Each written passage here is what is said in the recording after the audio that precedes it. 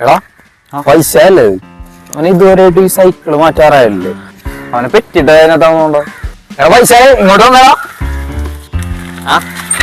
എനിക്കൊന്നും പോയില്ല കേട്ടു. ഇല്ലടാ ഇന്ന് ഓഫാണ്. വർക്കൊക്കെ സെറ്റ് ആയില്ലേ? ഈ സൈക്കിളൊക്കെ മാറ്റിയിട്ട് ഒരു ബൈക്ക് എടുത്തൂടെ? അതൊക്കെ ഭയങ്കര ചെലവല്ലടാ. ഇതാകുമ്പോ ആരോഗ്യമെങ്കിലും മെച്ചപ്പെടാം. അല്ലാതെ വണ്ടി ഓടിക്കാൻ അറിയാനല്ലേ? ഇവനാണെങ്കിൽ വണ്ടി ഓടിക്കാനോ അറിയില്ല, ലൈസൻസും ഇല്ല.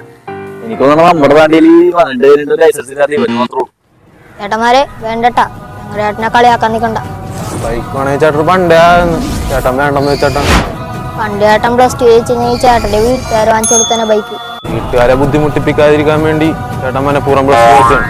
അല്ലാതെ നിങ്ങൾ വിചാരിക്കുന്ന ചേട്ടൻ അത്രയ്ക്ക് ആ ചേട്ടാ നമുക്ക് പോവാ. ചേട്ടനോട് സംസാരിക്കാൻ നിൽക്കൊന്നും വേണ്ട, ഇവർക്ക് അതിനുള്ള യോഗ്യത ഒന്നുമില്ല. ചേടാ എന്നാലും നമ്മളിവനെ മനസ്സിലാക്കിയില്ലല്ലോടാ.